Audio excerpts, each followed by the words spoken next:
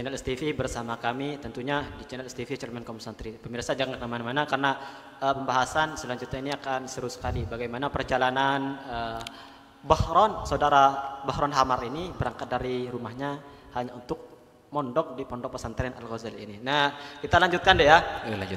Jadi tadi Adek, ada ritual khusus sebelum berangkat dari rumah ke sini ya. Bagaimana itu, Dek? Wah, perasaan tuh kayak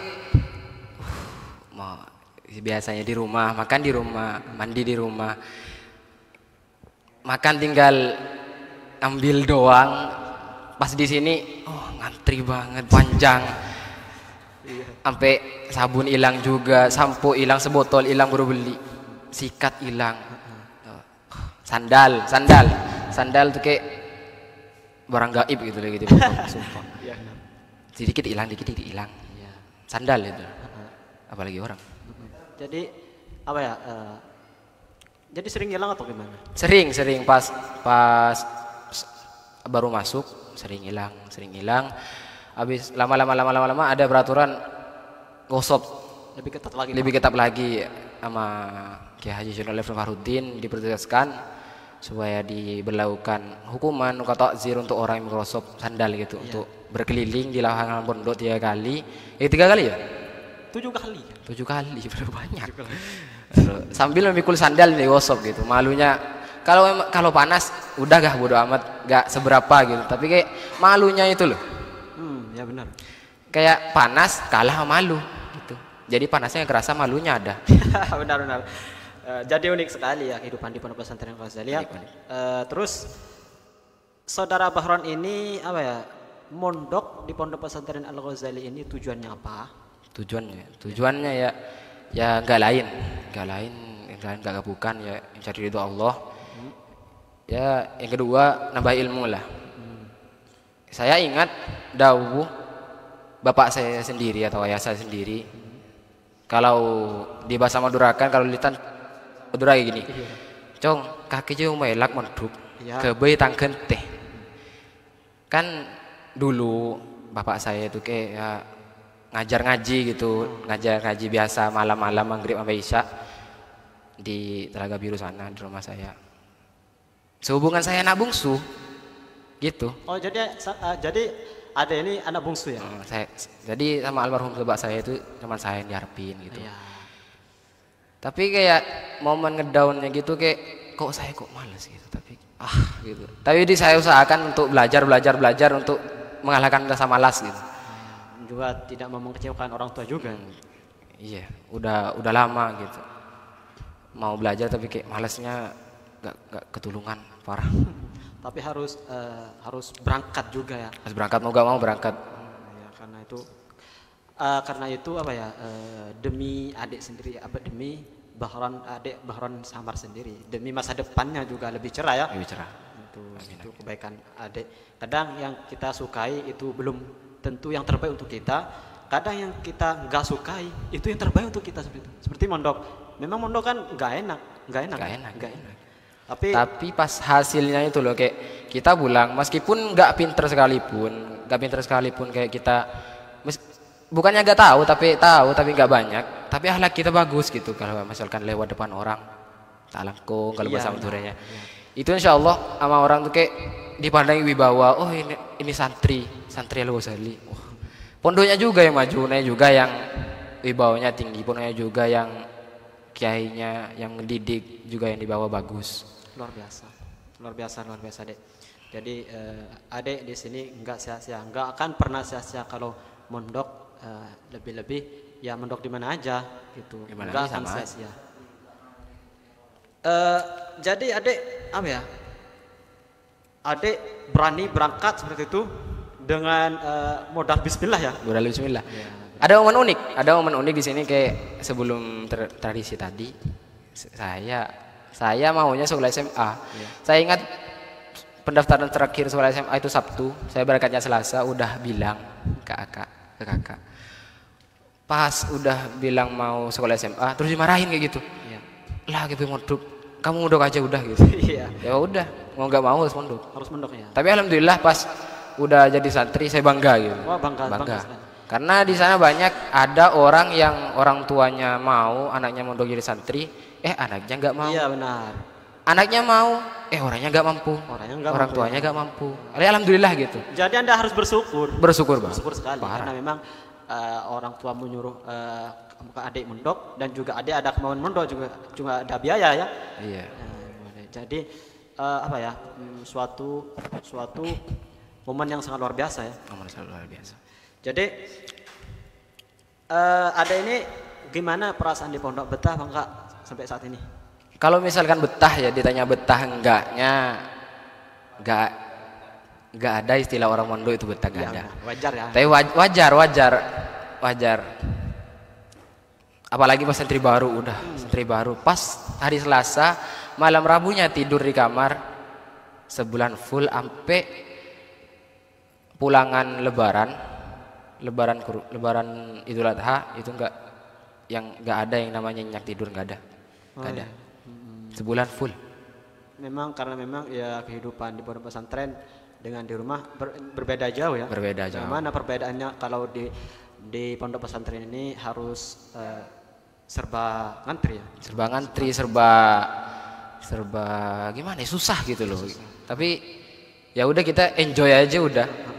Udah lagi mau gimana lagi gitu. Kita mondok, kita emang sistemnya kayak gini gitu.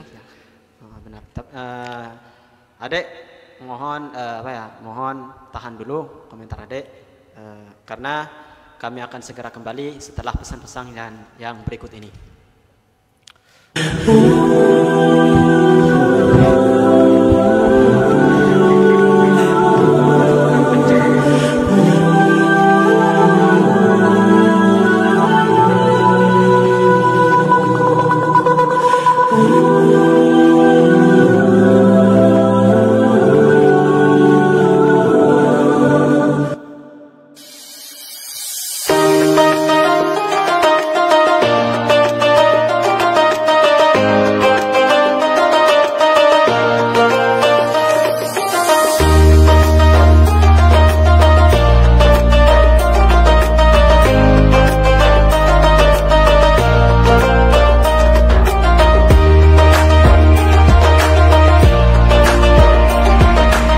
Assalamualaikum.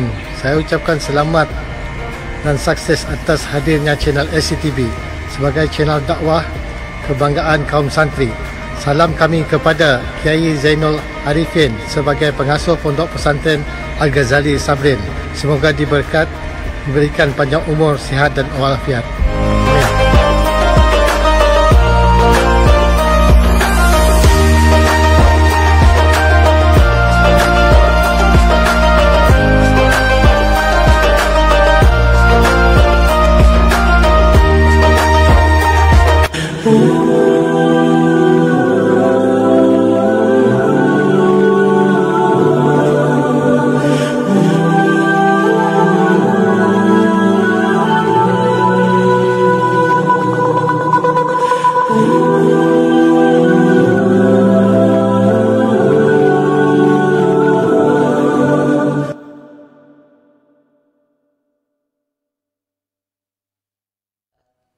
Setia menemani kita di channel STV Cermin Kaum Santri, dan langsung kita ke adik Bahron ini, langsung kita tanya-tanya melanjutkan pertanyaan yang tadi. Nah, Dek ya, bagaimana kehidupan di pondok pesantren dengan kehidupan di rumah, Dek? Kehidupan di rumah sama kehidupan pesantren tuh kayak beda jauh. Beda jauh ya? Beda jauh. Benda krusial yang paling krusial yang semua santri tahu, pasti tahu adalah HP. Handphone udah. Kayak istilahnya the whole world is on my hand gitu. Apa itu, Dek? Wah, ada nih kayaknya pandai bahasa Inggris ya. Gimana itu? Istilahnya tuh kayak seluruh dunia ada di genggamanku deh. Iya. Nah. Ngomong krusial bisa lihat anime misalkan, kalau di kartun YouTube, bahkan berkomunikasi gampang. Kalau di sini nggak ada HP, nggak ada apa. Iya. Kayak hampa gitu. Tapi kayak untungnya ada teman-teman yang kayak kakak-kakak yang mengayomi, ayo beraktivitas. Karena adanya aktivitas kayak sekolah berjemaah, hari-hari di pondok tuh kayak gak tahu kenapa, tahu keajaiban atau apa, kayak cepat gitu loh. Iya. Karena adanya aktivitas kayak sekolah gitu. Terus Ya kalau mandi itu serba ngantri ya? serba ngantri. Lain apa? Panjang. Kadang mandirinya sore, naruh posnya duhur. Ya benar.